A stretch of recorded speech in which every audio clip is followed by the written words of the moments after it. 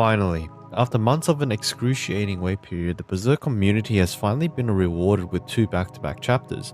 Now this is quite important as it creates an avenue for improvement and gives an opportunity for Koji to pick up the pieces of Mira's work and attempt to return it to its rightful glory. But first of all, I do want to quickly mention an apology to the fans of the channel of my absence. I will be coming back very shortly to make more consistent content, just bear with me a bit longer.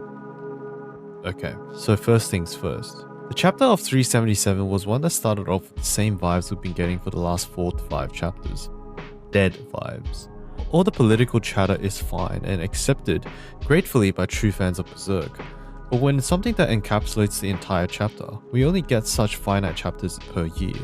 It becomes frustrating as fuck to have to read politics about a manga that we've grown to enjoy due to the will of our homeboy Guts.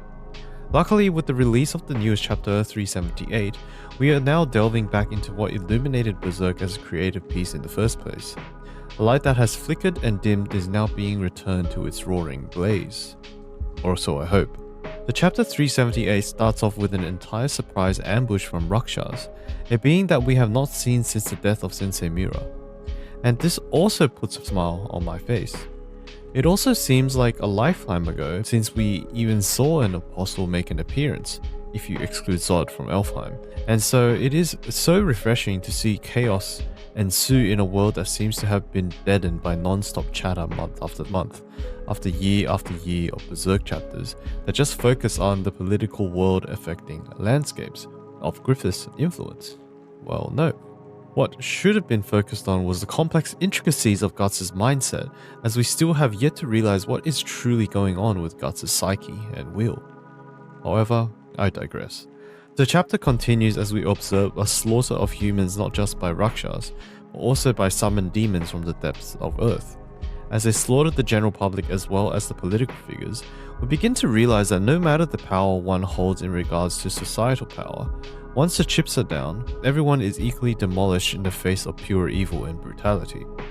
Pure suffering caused by these seemingly unstoppable creatures are unaffected by the status of man, but only perpetuated by the fear of man, which deeply demonstrates the ultimate goal of this chapter, to demonstrate that the only thing standing between an unstoppable power of evil is an unstoppable power of human will and courage, which is exactly what Guts generally stands for.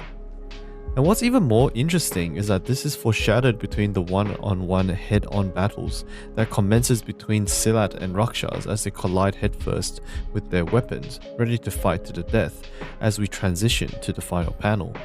A panel that we have all been desperately waiting for all this time. A capture of Guts, a scene so beckoning and wanting to return its rightful status as a character of fortitude, bravery, and controlled darkness. A controlled darkness that can be thoroughly utilized to bring light to the righteous.